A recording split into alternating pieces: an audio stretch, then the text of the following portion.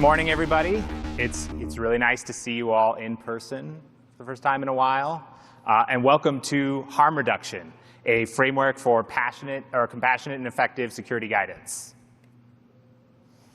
So if you let me, I want to start off with a story. And if you grew up in the 80s or 90s like I did, this might sound very familiar to you. You might have experienced this.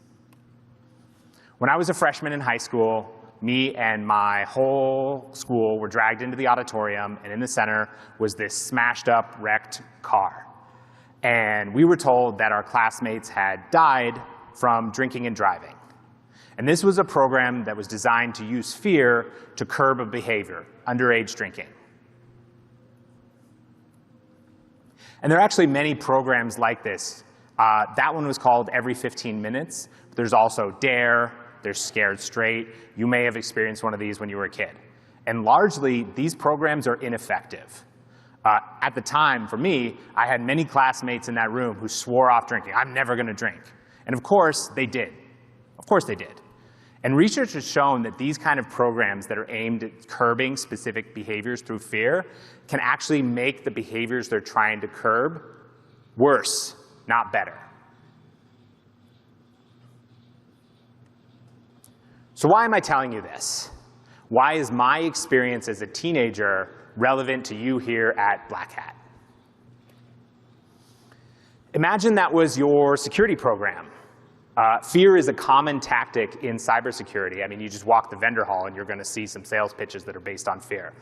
There are lots of risky behaviors that we as cybersecurity professionals are looking to curb.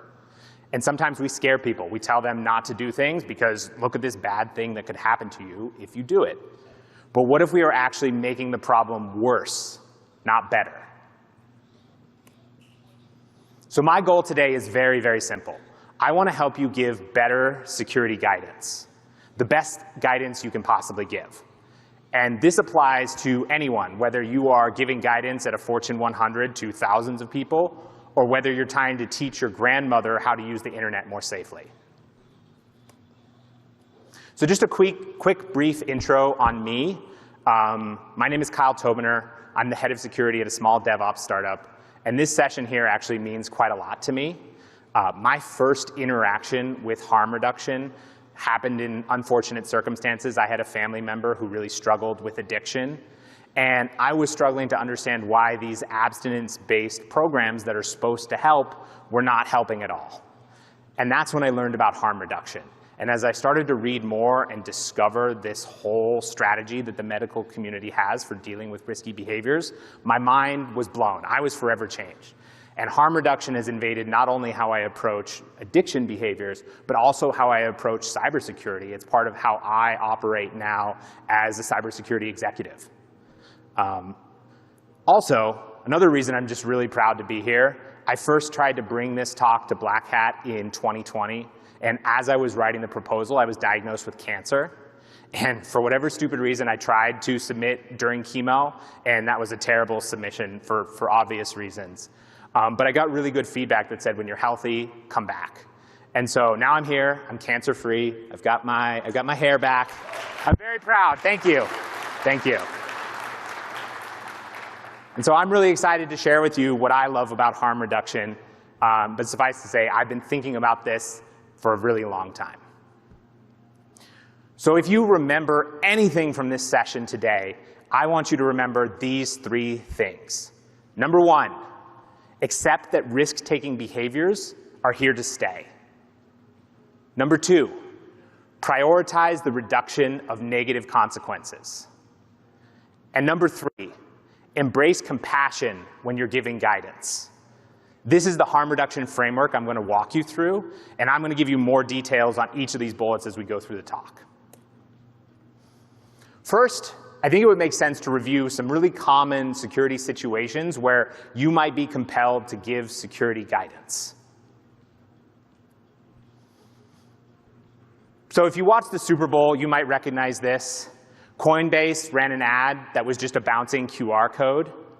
And immediately, you might have gone to Twitter, or if you were on Twitter, you might have seen hundreds of InfoSec professionals saying, do not use a QR code like this. It is unsafe. And oftentimes our phishing guidance can kind of follow the same lines as this. Don't click a link, it's unsafe. We give a lot of guidance on passwords as well. Password complexity, should you reuse them, don't reuse them, make a password a certain way. We advise really high complexity in these scenarios. But then when someone rightly struggles with this high complexity and needs something like this book, some people might tend to mock them or say, no, you should never use a book like this. The only way to use a password is the most insanely complicated way possible. Finally, I'm big into TikTok. I love TikTok. If you haven't seen my TikTok, check it out. But security people tell me all the time, you should not use TikTok. It is unsafe. It is bad. Has anyone here ever told their family not to use TikTok? I see a few hands. Guilty. Do they actually listen to you? Because I don't listen to any of those people who tell me that. So that guidance is really, really ineffective. Now, all this guidance that I just described, this is called use reduction. You see a risky behavior, you tell someone not to do it. Your goal is to get them to not do it, reduce the use. And this seems really straightforward. Like, if you see a bad thing, don't do that bad thing. What's the harm in giving that kind of guidance? So first, use reduction does nothing about the original incentives that drove someone to that behavior in the first place. People have reasons for doing things, even risky things. They're forgetful, so they buy a password book. TikTok is really fun. It helped me get through cancer. So I didn't care about the risks. Use reduction also tends to add social stigma to risky behaviors. There's a term in security that's really common, name and shame. I don't know if you've ever mentioned doing something name and shame in your security program, but this can make people feel kind of less than their peers. And it's not really a fun thing to be on the other end of that shaming. And now, use reduction may also be iatrogenic, which is a medical term that I learned recently that I really love. Iatrogenic means a treatment that actually induces harm, sometimes more harm than the thing they're trying to treat. So if your guidance is making a problem worse, it's not very good guidance. And now all these scenarios that I just described, none of them sound very good. Which brings me to harm reduction. So first, let me just define harm reduction if you've never heard of it. Harm reduction is a set of practical strategies and ideas aimed at reducing the negative consequences associated with various human behaviors. Now, that's kind of a dry explanation. So what does that actually mean? Risky behaviors have negative outcomes. Harm reduction focuses on the outcomes, not the initial behavior. And it might help to learn a little bit about the origins of harm reduction. In the 80s, intravenous drug use was spreading HIV all over the world. And in Liverpool, a team of healthcare professionals found a better way to tackle intravenous drug use and the spread of HIV.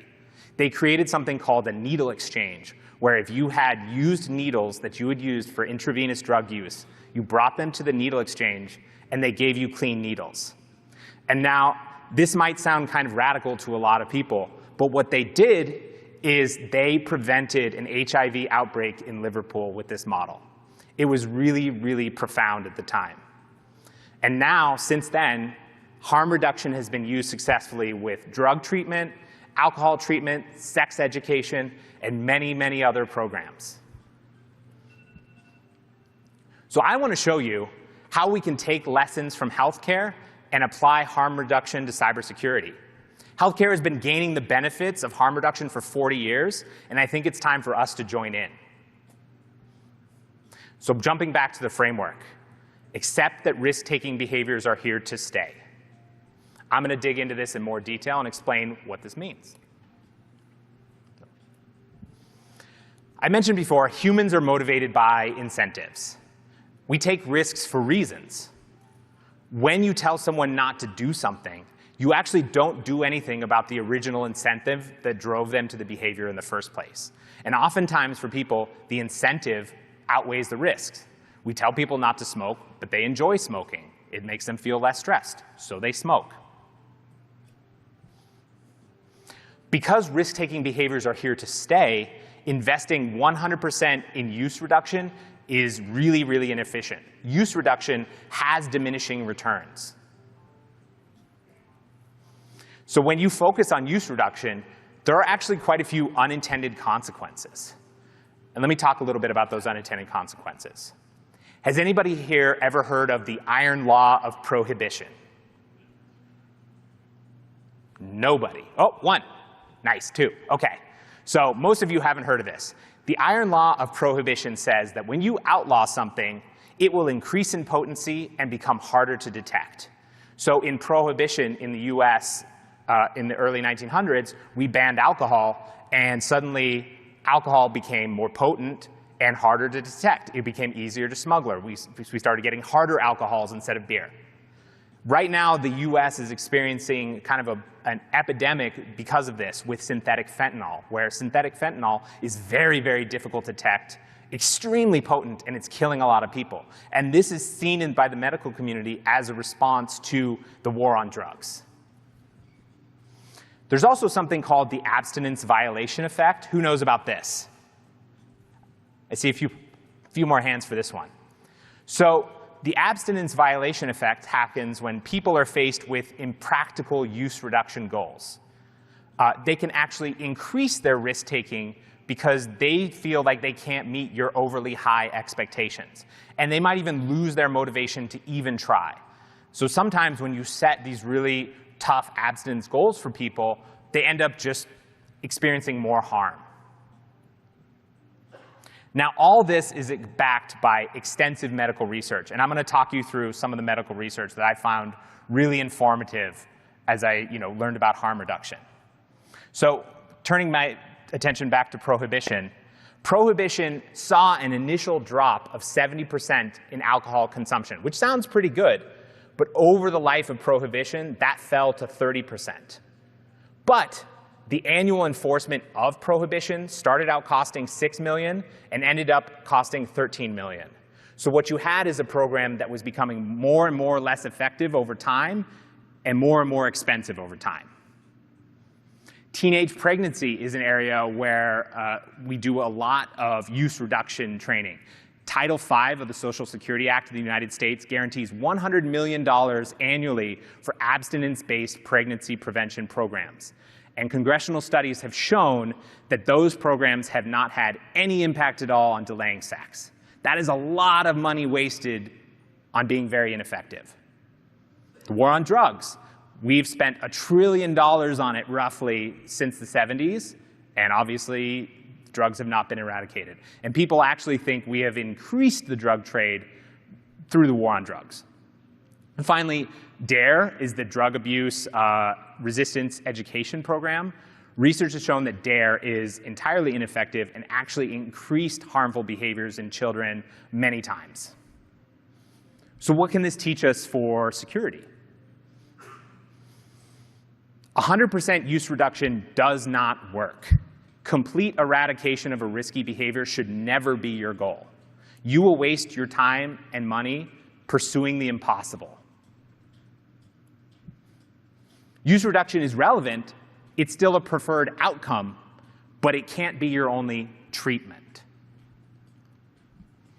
Use reduction needs support from other measures like harm reduction, and effective guidance will acknowledge that. Use reduction doesn't work for everyone. Once you acknowledge that, it lets you help the people who would be left out of your use reduction guidance rather than ignore them. So for better or for worse, QR codes and links, that's how the internet works. The pragmatic approach is to accept that people will use these things and do something about the consequences, not the behavior itself. TikTok is also the #1 app in the USA. It is here to stay for a bit. If you focus on the bad outcomes of TikTok and try to resolve those, you're going to be more effective than trying to stop people from using something that clearly many people in this country want to use. Now, here's a good example of why you can't eradicate risks from security research. You see the research here. It's from SOUPS 2016. People reuse passwords because they're too complex. People reuse passwords that they have to frequently reuse. Security professionals give a lot of password guidance.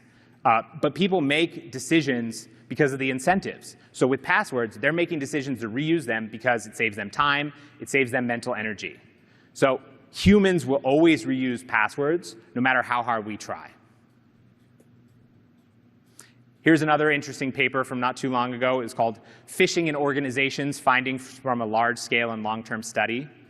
And what they found was that some widely accepted forms of testing and training for phishing actually increased susceptibility to phishing. So going back to that medical word I used, iatrogenic, we could be, in some circumstances, causing more harm with our treatments than causing good. So hopefully, I've maybe convinced you a little bit that risk-taking behaviors are here to stay. And you might be asking, well, OK, what do I do? What do I do? This brings me to part 2 of my harm reduction framework, which is prioritize the reduction of negative consequences. Why? Why is this important? So as I said before, we know that eradication is not possible. There are always people in a population who are going to make the risky choice. But we're security professionals. We understand risk. There are more risky and less risky versions of high-risk behaviors, which sounds a little weird, but it's true. Risk exists on a spectrum. Now, you may also hear this a lot. Sometimes people feel like if someone engages in a risky behavior, they deserve it. But risk is incurred not only for an individual, but oftentimes for a population. So if you just leave people who perform these risky behaviors to their own devices because they deserve it, you ignore the harms that the population around them experiences, and you're missing a golden opportunity for reducing the risk to your organization. So harm reduction calls for pragmatism. Pragmatism is acknowledging that any step towards lower harm is better than nothing. So that means you are accepting that a risky behavior is taking place. You are looking at the harms that may be caused when people perform that risky behavior, and you're trying to identify any ways you can to reduce those negative consequences, no matter how small, because in aggregate, you will be doing more effective security guidance on the whole than you would be by just saying, don't do that. What I like about this approach is that no individual is left out of your harm mitigation. It is inclusive. So harm reduction focuses on feasible, pragmatic, effective guidance. It is so easy to rat hole on impossible goals. You set an OKR, you set a KPI, you said, we resolve this behavior, we reduce this behavior by 30%. Next year it's 40%. Next year it's 50%. Next year it's 60%. And you just continue down this path that's going to end in impossibility. If that's all you're doing your company, the person you're serving, the people you're trying to help a disservice. Pragmatism is how use reduction and harm reduction work together. So you can teach use reduction, but you need to understand its limits and have a plan to reduce the harm for non-compliance. And again, we have really extensive research in the medical community that supports everything that I'm saying. One of my favorite case studies on harm reduction is on e-cigarettes, comparing how e-cigarettes were treated in the United States versus how e-cigarettes were treated in the UK. In the US, we initially banned e-cigarettes. The UK chose to regulate. In the US, we predictably had higher concentrations in our e-cigarettes. We were marketing to minors. There was a whole black market of e-cigarette products, and we had more than 50 deaths related to black market e-cigarette products. Compare this to the UK, where they took an approach of regulation and harm reduction. E-cigarettes had lower concentration. Youth usage was 4 times lower than in the US. They actually marketed e-cigarettes as smoking cessation products and saw reductions in cigarette smoking, which was a greater harm than e-cigarette smoking. And they had absolutely no deaths related to e-cigarettes. Another great place to do this kind of comparison is in sex education. There's something called virginity pledges where people say, I will not have sex until X period in time. Teens who pledge virginity rather than get traditional sex education are equally as likely to have sex as people who get traditional sex education. But people who get traditional sex education are more likely to use contraception, are more likely to get tested for STDs, and have STDs on average for less time. The war on drugs is another classic example of harm reduction, the birthplace of harm reduction, really. I mentioned before needle exchanges. Needle exchanges around the world have reduced HIV infections by a suspected 70%. And safe injection sites have decreased overdose deaths by 35%. And access to naloxone, which is a overdose inhibitor, has reduced overdoses by 11%. So what can we learn here for cybersecurity? 100% use reduction is not enough. Over and over in research, we're seeing that only use reduction increases harm to individuals.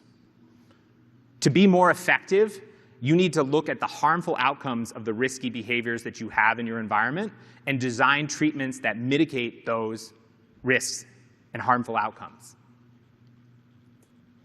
Now, this might sound very similar to defense in depth, because it is. No individual control is enough. But you can layer controls and, in the aggregate, have a very successful security program by adopting harm reduction. So let's take it back to my first example of the QR code. Now we're going to assume that people are going to click this. So we have an opportunity to educate with our guidance rather than just tell people what not to do.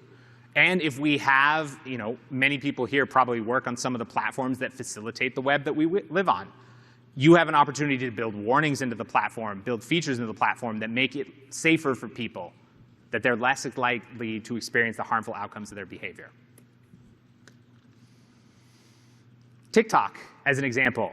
If you have people in your life that use TikTok, rather than tell them not to use it, you might suggest you could use it in a browser. You could use it on a dedicated device that doesn't have any of your other personal information on it. There are ways to make a risky behavior less risky, and over time, that kind of guidance will be more effective.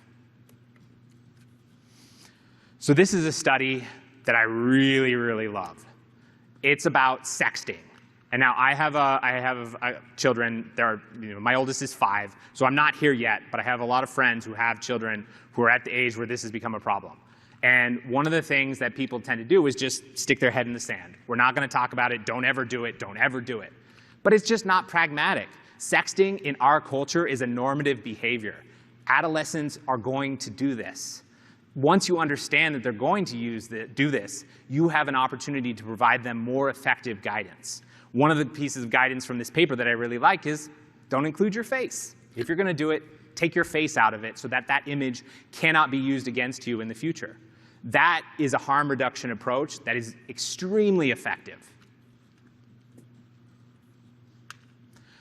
Eva Galperin from the EFF also is a big proponent of harm reduction. She writes guidance that is harm reduction based. So this here is an article she wrote about Telegram, basically saying if you are in Russia or the Ukraine, there may be circumstances where you need to use Telegram, and it may not be safe for you. So here are the ways that you can make Telegram a little bit safer in circumstances where you need to use it. And I think this approach is really, really, really important. And I feel like articles like this are way more successful and pragmatic than just saying, don't use Telegram. So the goal here is remove "don't do that" from your vocabulary. And instead, try to say something like, try not to do that. But if you do, then here are some ways to make that behavior more safe. You have an opportunity to educate people with your expertise. And you can use that opportunity to give them better guidance. And over time, when you build trust with people, they're more likely to listen to your guidance. OK. Part 3 of my harm reduction framework. Now, this one might be a little head-scratchy for people in the audience. Embrace compassion while providing guidance. It's a little touchy-feely. But it's actually a very, very important part of harm reduction. Why? High-risk behaviors often include stigma. Stigma can break down willpower and increase susceptibility to harm. So you, as a cybersecurity professional, should try and not add stigma to these high-risk behaviors. Instead, by embracing empathy, by embracing kindness, encouraging positivity, you can build a more positive relationship with the people you're trying to impact. In harm reduction, there's actually a different term for this. It's called improved quality of life. But it is healthcare, so the circumstances are kind of different. But this is a really great way of thinking about it, is how can you, when you're providing guidance people, also make their lives better, make their lives easier? If you can't stop them, support them. Compassion and empathy build trust. People make better choices for themselves when they feel supported. If they trust the person who is giving them guidance, they're going to trust the guidance itself more.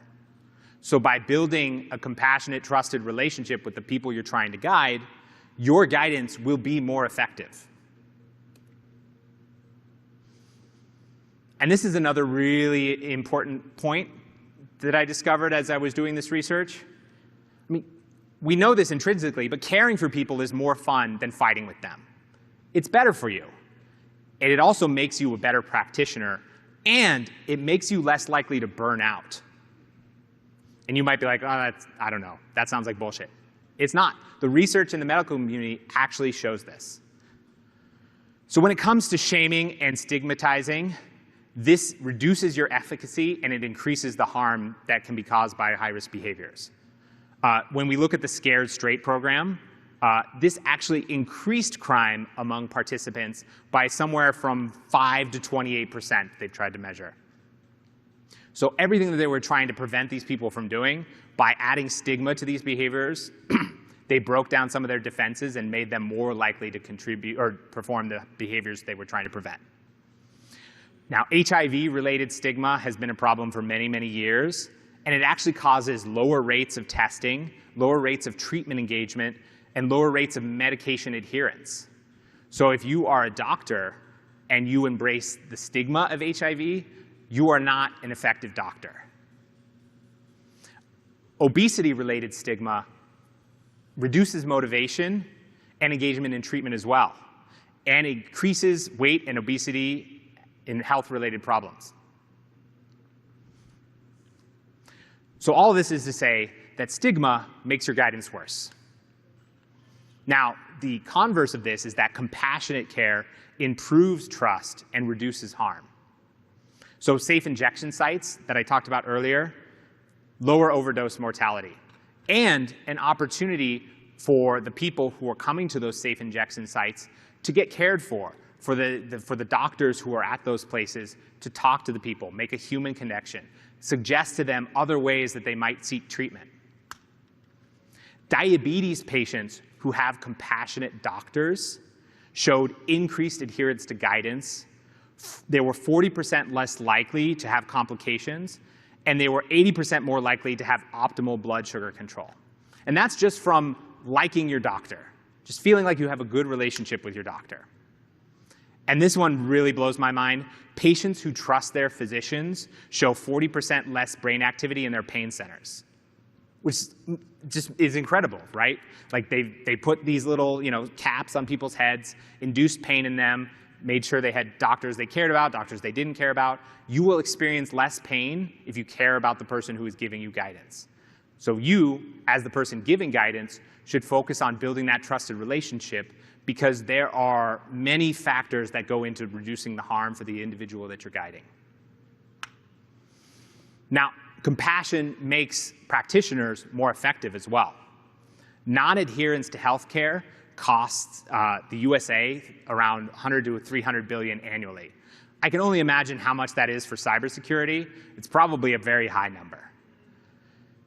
Compassionate communication between doctors and patients leads to 62% higher odds of patient adherence to treatment. So if you are a better communicator, you are more compassionate, you're going to save your security program money by making it more effective in a very cheap way. And doctors who have poor patient relationships are 22% or 22x more likely to burn out. And it's estimated that burnout reduces the effectiveness of doctors 33% globally. So that's 33% of all doctors in the world are less effective because of burnout. I'm guessing that we probably have a pretty similar number in cybersecurity as well. So if your goal is effective guidance, shame, stigma, and confrontation make you less effective. If your goal is effective guidance, compassion makes you more effective. More people will listen to you. More people will adhere to your guidance. And there will be a lower cost to the guidance that you provide. And when you stop fighting with people all the time, you like your job more. You feel better, and you burn out less. So going back to some of our examples, passwords suck. Everyone hates passwords. The guidance is super complex. You should find every way you can in your job to make the people you're guiding, make their lives easier. This may even mean buying your grandparents a password book. Make their lives a little easier. And maybe you can understand why I might enjoy TikTok. And so if you're nice to me, if you try and guide me away from TikTok in a nice way, at some point if I become concerned, I'm more likely to talk to you than anyone who was like, don't use it, it's terrible, it's horrible, why would you ever?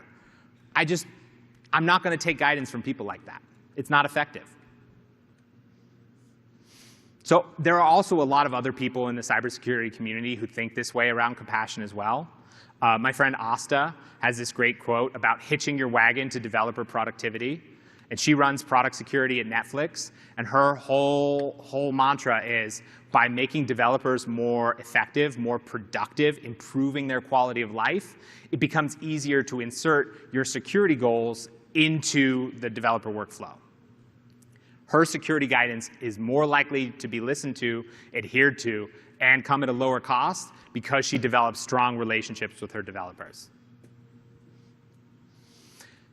And this was a talk from Regina at Black Hat in EU in 2021. Her talk was about knowledge shaming, making all of us less secure. The idea here is when we castigate people, when we shame them for making mistakes in their security program, they're less likely to share the outcomes of what they've learned in their breach, in their mistakes, in their response efforts. And that makes all of us less secure because we don't benefit from the knowledge they've gained.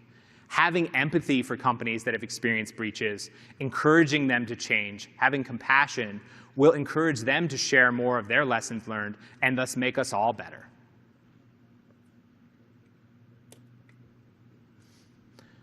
So I'm going to run you through some of my concluding thoughts really quick. Harm reduction is effective in healthcare. The research supports it. And I think there is a vast territory in cybersecurity for us to explore and adopt harm reduction principles. If you incorporate harm reduction principles into your guidance, you could see improved efficacy, reduce costs, and maybe even feel a little less burnt out. Just a reminder, we're leaving this room and we're not saying don't do that anymore. We're going to say try not to do that, but if you do, here's some ways to be more safe. Finally, coming back to my framework, remember these three things, please. Accept that risk-taking behaviors are here to stay. Prioritize the reduction of negative consequences. And embrace compassion while providing guidance. And that's it. Thank you.